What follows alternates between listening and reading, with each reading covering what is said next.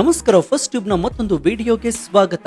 ಸ್ನೇಹಿತರೆ, ಜಗತ್ತಿನ ಒಂದು ಮೂಲೆಯಲ್ಲಿ ಇಸ್ರೇಲ್ ಮತ್ತು ಇರಾನ್ ನಡುವೆ ಭೀಕರವಾದ ಯುದ್ಧದ ಬೆಂಕಿ ಹೊತ್ಕೊಂಡು ಉರಿತಾ ಇದೆ. ಇಡೀ ಪಶ್ಚಿಮದ ಏಷ್ಯಾ ಅಕ್ಷರಶಃ ಒಂದು ಉರಿಯುತ್ತಿರುವಂತಹ ಜ್ವಾಲಾಮುಖಿಯ ಮೇಲೆ ಕುಳಿತಿದೆ. ಈ ಬೆಂಕಿಯ ಕಿಡಿ ಜಗತ್ತಿನ ಮೂರನೇ ಮಹಾಯುದ್ಧಕ್ಕೆ ನಾಂದಿ ಹಾಡ್ತಾ ಇದೆಯಾ ಎನ್ನುವಂತಹ ಭಯ ಎಲ್ಲರನ್ನ ಕಾಡ್ತಾ ಇದೆ. ಸರಿಯಾಗಿ ಇದೇ ಸಮಯದಲ್ಲಿ ಅಮೆರಿಕದ ಶ್ವೇತ ಭವನದಲ್ಲಿ ಒಂದು ಅತಿ ಮಹತ್ವದ ಫೋನ್ ಕರೆ ರಿಂಗ್ ಆಗ್ತಾ ಇದೆ. ಅಮೆರಿಕದ ಅಧ್ಯಕ್ಷ ಡೊನಾಲ್ಡ್ ಟ್ರಂಪ್ ಅವರು ತಮ್ಮ ಎಲ್ಲಾ ಕೆಲಸಗಳನ್ನ ಬದಿಗೊತ್ತಿ ಫೋನ್ ರಿಸೀವ್ ಮಾಡ್ತಾರೆ. ಆ ಕಡೆಯಿಂದ ಮಾತನಾಡ್ತಾ ಇದ್ದದ್ದು ಬೇರೆ ಯಾರು ಅಲ್ಲ, ಸಾಕ್ಷಾತ್ ನಮ್ಮ ಭಾರತದ ಹೆಮ್ಮೆಯ ಪ್ರಧಾನಿ ನರೇಂದ್ರ ಮೋದಿ ಅವರು. ಹೌದು, ಮಧ್ಯಪ್ರಾಚ್ಯದಲ್ಲಿ ಬಿಕ್ಕಟ್ಟು ತಾರಕಕ್ಕೇರಿರುವಂತಹ ಈ ಸಂದರ್ಭದಲ್ಲಿ ಪ್ರಧಾನಿ ನರೇಂದ್ರ ಮೋದಿ ಮತ್ತು ಡೊನಾಲ್ಡ್ ಟ್ರಂಪ್ ನಡುವೆ ಒಂದು ಸುದೀರ್ಘವಾದಂತಹ ಅತ್ಯಂತ ರಹಸ್ಯವಾದ ಮತ್ತು ಜಗತ್ತಿನ ಭವಿಷ್ಯವನ್ನು ನಿರ್ಧರಿಸಬಲ್ಲಂತಹ ಒಂದು ಗಂಭೀರ ಮಾತುಕತೆ ನಡೆದಿದೆ. ಅಷ್ಟಕ್ಕೂ ಮೋದಿ ಅವರು ದಿಢೀರಂತ ಟ್ರಂಪ್ಗೆ ಫೋನ್ ಮಾಡಿದ್ದಾದ್ರೂ ಯಾಕೆ? ಈ ಮಾತುಕತೆಯ ಅಸಲಿ ಉದ್ದೇಶವಾದ್ರೂ ಏನು? ಇರಾನ್ ಇಸ್ರೇಲ್ ಕಿತ್ತಾಟದ ನಡುವೆ ಕಚ್ಚಾ ತೈಲದ ಸರಬರಾಜು ಮಾರ್ಗವನ್ನ ತೆರೆದಿಡುವ ಬಗ್ಗೆ ಇವರಿಬ್ಬರು ಚರ್ಚೆ ಮಾಡಿದ್ಯಾಕೆ? ಒಂದ್ ವೇಳೆ ಈ ಮಾರ್ಗಗಳು ಬಂದಾದ್ರೆ ಭಾರತದ ಮೇಲಾಗುವಂತಹ ಈ ಭೀಕರ ಆರ್ಥಿಕ ಸುನಾಮಿ ಆದ್ರೂ ಎಂಥದ್ದು? ಬನ್ನಿ ಇವತ್ತಿನ ಈ ಡೀಟೇಲ್ಡ್ ವಿಡಿಯೋದಲ್ಲಿ ಯಾವುದೇ ನ್ಯೂಸ್ ಚಾನೆಲ್ಗಳು ನಿಮಗೆ ಹೇಳದ ಭಾರತ ಮತ್ತು ಅಮೆರಿಕದ ನಡುವಿನ ಈ ಐಸ್ಟೆಕ್ಸ್ ಜಿಯೋ ಪೊಲಿಟಿಕಲ್ ಗೇಮ್ ಅನ್ನ ಎಳೆಯಾಗಿ ಬಿಚ್ಚಿಡೋಣ. ಈ ಮಾಹಿತಿಯು ಪ್ರತಿಯೊಬ್ಬ ಭಾರತೀಯನು ಕೂಡ ಅಗತ್ಯವಾಗಿ ತಿಳಿದುಕೊಳ್ಳಲೇಬೇಕು. ಹೀಗಾಗಿ ಈ ವಿಡಿಯೋವನ್ನ ಎಲ್ಲೂ ಸ್ಕಿಪ್ ಮಾಡದೆ ಕೊನೆವರೆಗೂ ನೋಡಿ. ಟ್ರಂಪ್ ಮೋದಿ ಅವರ ಮಾತುಕತೆ ಬಗ್ಗೆ ನಿಮ್ಮ ಅಭಿಪ್ರಾಯ ಏನು? ಈ ಇಬ್ಬರು ದಿಗ್ಗಜರ ನಡುವಿನ ಈ ಮಾತುಕತೆಯಿಂದ ಯುದ್ಧ ಕೊನೆಗೊಳ್ಳುತ್ತಾ? ನಿಮ್ಗೇನನ್ಸುತ್ತೆ ಅಂತ ಕಮೆಂಟ್ ಮಾಡಿ ಹಾಗೂ ವಿಡಿಯೋಗೆ ಲೈಕ್ ಕೊಡಿ. ಸ್ನೇಹಿತರೆ, ಮೋದಿ ಮತ್ತು ಟ್ರಂಪ್ ಮಾತುಕತೆಯ ಅಸಲಿ ಮರ್ಮವನ್ನ ತಿಳಿದುಕೊಳ್ಳಬೇಕಾದ್ರೆ ನಾವು ಮೊದಲು ಪಶ್ಚಿಮ ಏಷ್ಯಾದಲ್ಲಿ ಸದ್ಯದ ಪರಿಸ್ಥಿತಿ ಏನಾಗ್ತಿದೆ ಅನ್ನೋದನ್ನ ನೋಡ್ಬೇಕಾಗತ್ತೆ. ಇಸ್ರೇಲ್ ತನ್ನ ಶತ್ರು ಪಡೆಯನ್ನ ಬೇರು ಸಹಿತ ಕಿತ್ತು ಹಾಕಲು ಅತ್ಯಂತ ಆಕ್ರಮಣಕಾರಿಯಾಗಿ ಮುನ್ನುಗ್ತಾ ಇದೆ. ಇರಾನ್, ಲೆಬನಾನ್ ಮತ್ತು ಇತರ ರಾಷ್ಟ್ರಗಳು ಪ್ರತಿ ದಾಳಿಗೆ ಇಳಿದಿವೆ. ಇದು ಕೇವಲ ಎರಡು ಧರ್ಮಗಳ ಅಥವಾ ಈ ಎರಡು ದೇಶಗಳ ನಡುವಿನ ಕಿತ್ತಾಟವಾಗಿ ಉಳಿದಿಲ್ಲ.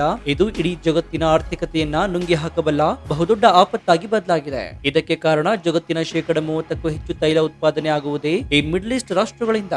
Saudi Arabia, Iraq, Iran, UAE ಈ ದೇಶಗಳು ಜಗತ್ತಿನ ಪೆಟ್ರೋಲ್ ಬಂಕ್ಗಳು. ಈ ದೇಶಗಳ ನಡುವೆ ಬಾಂಬ್ ಕ್ಷಿಪಣಿಗಳ ವಿನಿಮಯ ಶುರುವಾದರೆ ಮೊದಲನೇ ಪೆಟ್ಟು ಬೀಳುವುದೇ ತೈಲ ಬಾವಿಗಳ ಮೇಲೆ ಮತ್ತು ಸಮುದ್ರದಲ್ಲಿ ಸಂಚರಿಸುವಂತಹ ತೈಲದ ಹಡಗುಗಳ ಮೇಲೆ. ಮೋದಿ ಮತ್ತು ಟ್ರಂಪ್ ಅವರ ಫೋನ್ ಕರೆಯ ಅತಿ ಮುಖ್ಯವಾದಂತಹ ಅಜೆಂಡಾ ಇದ್ದದ್ದೇ ಕಚ್ಚಾ ತೈಲದ ಪೂರೈಕೆ ಮಾರ್ಗವನ್ನ ಹೇಗಾದ್ರೂ ಮಾಡಿ ಸೇಫ್ ಆಗಿ ಇಡುವುದು. ಸ್ನೇಹಿತರೆ, ಹಾರ್ಮುಜ್ ಜಲಸಂಧಿ ಮತ್ತು ಕೆಂಪು ಸಮುದ್ರದ ಬಾಬೆಲ್ ಮಂಡೇಬ್ ಇವೆರಡನ್ನ ಕೂಡ ಜಾಗತಿಕವಾಗಿ ವ್ಯಾಪಾರದ ಚೋಕ್ ಪಾಯಿಂಟ್ಸ್ ಅಂತ ಕರೀತಾರೆ. ಅಂದ್ರೆ ಕತ್ತು ಹಿಸುಕುವ ಜಾಗಗಳು ಅಂತ ಕರೆಯಲಾಗುತ್ತೆ. ಜಗತ್ತಿನ 1/5 ಭಾಗದಷ್ಟು ತೈಲ ಈ ಹಾರ್ಮುಜ್ ಜಲಸಂಧಿಯ ಮೂಲಕವೇ ಹಾದು ಹೋಗ್ಬೇಕು. ಈ ಜಲಸಂಧಿಯ ಒಂದು ಕಡೆ ಇರಾನ್ ಇದೆ, ಮತ್ತೊಂದು ಕಡೆ ಯುಎಇ ಮತ್ತು ಓಮನ್ ಇದೆ. ಒಂದ್ ವೇಳೆ ಯುದ್ಧದ ಬರದಲ್ಲಿ ಇರಾನ್ ಕೋಪಗೊಂಡು ನಾನು ಈ ಹಾರ್ಮುಜ್ ಜಲಸಂಧಿಯನ್ನ ಬಂದ್ ಮಾಡ್ತೀನಿ, ಯಾವ ಹಡಗು ಇಲ್ಲಿಂದ ಹೋಗುವಂತಿಲ್ಲ ಅಂತ ಸಂಪೂರ್ಣವಾಗಿ ಬ್ಲಾಕ್ ಮಾಡಿದ್ರೆ ಏನಾಗುತ್ತೆ ಗೊತ್ತಾ? ಜಗತ್ತಿನಾದ್ಯಂತ ಪೆಟ್ರೋಲ್, ಡೀಸೆಲ್ ಪೂರೈಕೆ ಏಕಾಏಕಿ ನಿಂತು ಹೋಗುತ್ತೆ. ಭಾರತ ತನ್ನ ಒಟ್ಟು ಕಚ್ಚಾ ತೈಲದ ಅಗತ್ಯದ ಬರೋಬ್ಬರಿ 80%ಕ್ಕೂ ಹೆಚ್ಚು ಭಾಗವನ್ನ ಬೇರೆ ದೇಶಗಳಿಂದಲೇ ಆಮದು ಮಾಡಿಕೊಳ್ಳುತ್ತೆ. ಒಂದ್ ವೇಳೆ ಈ ಮಾರ್ಗ ಬ್ಲಾಕ್ ಆದ್ರೆ ಭಾರತಕ್ಕೆ ಬರುವ ತೈಲ ನಿಲ್ಲುತ್ತೆ. ಕೇವಲ ಒಂದೇ ವಾರದಲ್ಲಿ ಭಾರತದಲ್ಲಿ 1 ಲೀಟರ್ ಪೆಟ್ರೋಲ್ ಬೆಲೆ 150 ರಿಂದ 200 ರೂಪಾಯಿ ಗಡಿ ದಾಟಿದ್ರೂ ಕೂಡ ಆಶ್ಚರ್ಯ ಪಡಬೇಕಾಗಿಲ್ಲ.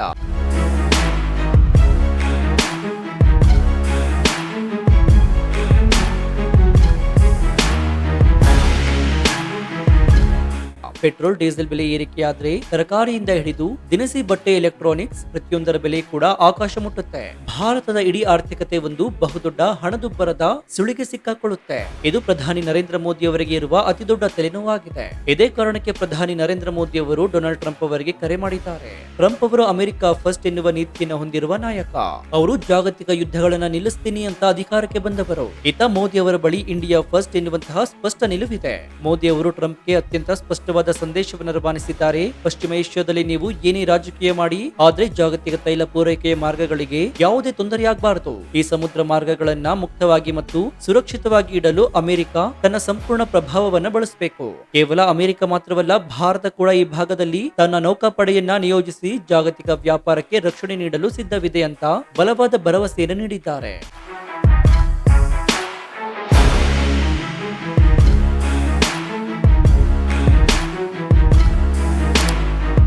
ಟ್ರಂಪ್ಗೆ ಕೂಡ ಭಾರತ ಬೆಂಬಲ ಅತಿ ಮುಖ್ಯವಾಗಿದೆ. ಯಾಕಂದ್ರೆ ಜಗತ್ತಿನಲ್ಲಿ ಇಸ್ರೇಲ್ ಜೊತೆಗೂ ಅತ್ಯಂತ ಆಪ್ತವಾಗಿರುವ ಅಥವಾ ಇರಾನ್ ಜೊತೆಗೂ ಸ್ನೇಹ ಹೊಂದಿರುವಂತಹ ಅಮೆರಿಕ ಮತ್ತು ರಷ್ಯಾ ಎರಡೂ ದೇಶಗಳ ನಾಯಕರ ಜೊತೆ ಕಣ್ಣಲ್ಲಿ ಕಣ್ಣಿಟ್ಟು ಮಾತಾಡಬಲ್ಲಂತಹ ಏಕೈಕ ನಾಯಕ ಅಂದ್ರೆ ಅದು ಬೇರೆ ಯಾರು ಅಲ್ಲ, ಭಾರತದ ಪ್ರಧಾನಿ ನರೇಂದ್ರ ಮೋದಿ ಮಾತ್ರ.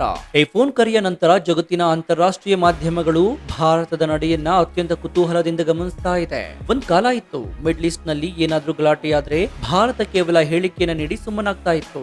ಆದ್ರೆ ಇಂದು ಜಗತ್ತಿನ ಸೂಪರ್ ಪವರ್ ಅಮೆರಿಕದ ಅಧ್ಯಕ್ಷನಿಗೆ ನೇರವಾಗಿ ಫೋನ್ ಮಾಡಿ ಈ ಮಾರ್ಗಗಳನ್ನ ಓಪನ್ ಆಗಿ ಇಡಬೇಕು, ಇದು ನಮ್ಮ ಆರ್ಥಿಕತೆಗೆ ಅತಿ ಮುಖ್ಯ ಅಂತ ಹಕ್ಕುತ್ತಾಯ ಮಾಡುವಷ್ಟರ ಮಟ್ಟಿಗೆ ಭಾರತದ ಡಿಪ್ಲೊಮ್ಯಾಟಿಕ್ ಪವರ್ ಬೆಳೆದು ನಿಂತಿದೆ.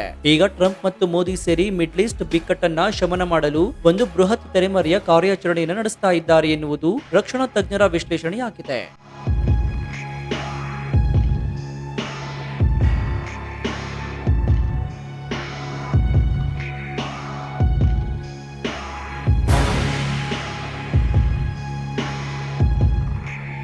ಈ ಯುದ್ಧ ನಿಂತರೆ ಮಾತ್ರ ಭಾರತದ ಆರ್ಥಿಕತೆಗೆ ಸೇಫ್, ಜಗತ್ತಿಗೂ ಕೂಡ ಸೇಫ್. ಒಟ್ಟಾರೆಯಾಗಿ ಹೇಳೋದಾದ್ರೆ ಇಸ್ರೇಲ್ ಮತ್ತು ಇರಾನ್ ನಡುವಿನ ಯುದ್ಧ ನಮಗೆ ಸಂಬಂಧವಿಲ್ಲದ್ದು ಅಂತ ನಾವು ಸುಮ್ಮನೆ ಕೂರುವಂತಿಲ್ಲ. ಅದರ ಶಾಕ್ ನಮ್ಮ ಜೇಬಿಗೆ ನೇರವಾಗಿ ತಟ್ಟುತ್ತೆ. ಪೆಟ್ರೋಲ್ ಬೆಲೆ ಏರಿಕೆಯಾದ್ರೆ ಪ್ರತಿಯೊಬ್ಬ ಜನಸಾಮಾನ್ಯನ ಬದುಕು ದುಸ್ಥಿರವಾಗುತ್ತೆ. ಇದನ್ನ ಅರಿತೆ ಮುನ್ನೆಚ್ಚರಿಕಾ ಕ್ರಮವಾಗಿ ಪ್ರಧಾನಿ ನರೇಂದ್ರ ಮೋದಿ ಅವರು ಅಮೆರಿಕ ಅಧ್ಯಕ್ಷರೊಂದಿಗೆ ಈ ಮಹತ್ವದ ಮಾತುಕತೆಯನ್ನು ನಡೆಸಿದ್ದಾರೆ. ಕಚ್ಚಾ ತೈಲದ ಮಾರ್ಗವನ್ನ ಸೇಫ್ ಆಗಿಡಲು ಮತ್ತು ಜಾಗತಿಕ ಮಟ್ಟದಲ್ಲಿ ಶಾಂತಿ ನೆಲೆಸಲು ಭಾರತ ಈಗ ಕೇವಲ ಮೂಕ ಪ್ರೇಕ್ಷಕನಲ್ಲ, ಬದಲಾಗಿ ಒಬ್ಬ ಗ್ಲೋಬಲ್ ಪ್ಲೇಯರ್ ಆಗಿ ಹೊರಹೊಮ್ಮಿದೆ ಎನ್ನುವುದಕ್ಕೆ ನಾವೆಲ್ಲರೂ ಹೆಮ್ಮೆ ಪಡಬೇಕಾಗಿರುವಂತಹ ವಿಚಾರವಾಗಿದೆ. ಸೊ ನಿಮ್ಗೇನ್ ಅನ್ಸುತ್ತೆ? ಪಶ್ಚಿಮ ಏಷ್ಯಾದ ಬಿಕ್ಕಟ್ಟನ್ನ ಶಮನ ಮಾಡಲು ಅಮೆರಿಕ ಅಧ್ಯಕ್ಷ ಡೊನಾಲ್ಡ್ ಟ್ರಂಪ್ ಮತ್ತು ಭಾರತ ಪ್ರಧಾನಿ ನರೇಂದ್ರ ಮೋದಿ ಸೇರಿ ಜಂಟಿಯಾಗಿ ಮಧ್ಯಸ್ಥಿಕೆಯನ್ನು ವಹಿಸಬೇಕಾ? ಒಂದ್ ವೇಳೆ ಹಾರ್ಮುಜ್ ಜಲಸಂಧಿ ಬ್ಲಾಕ್ ಆಗಿ ಪೆಟ್ರೋಲ್ ಬೆಲೆ ಏರಿಕೆಯಾದ್ರೆ ಅದನ್ನ ಎದುರಿಸಲು ಭಾರತ ಸರ್ಕಾರ ಈಗಲೇ ಯಾವ ರೀತಿಯ ಪರ್ಯಾಯ ಕ್ರಮವನ್ನ ಕೈಗೊಳ್ಳಬೇಕು? ನಿಮ್ಮ ಅತ್ಯಂತ ನಿಖರವಾದ ಮತ್ತು ಪ್ರಾಮಾಣಿಕ ಅನಿಸಿಕೆಯನ್ನು ಕಮೆಂಟ್ ಬಾಕ್ಸ್ ನಲ್ಲಿ ತಪ್ಪದೇ ತಿಳಿಸಿ, ಮುಕ್ತವಾಗಿ ಚರ್ಚಿಸೋಣ.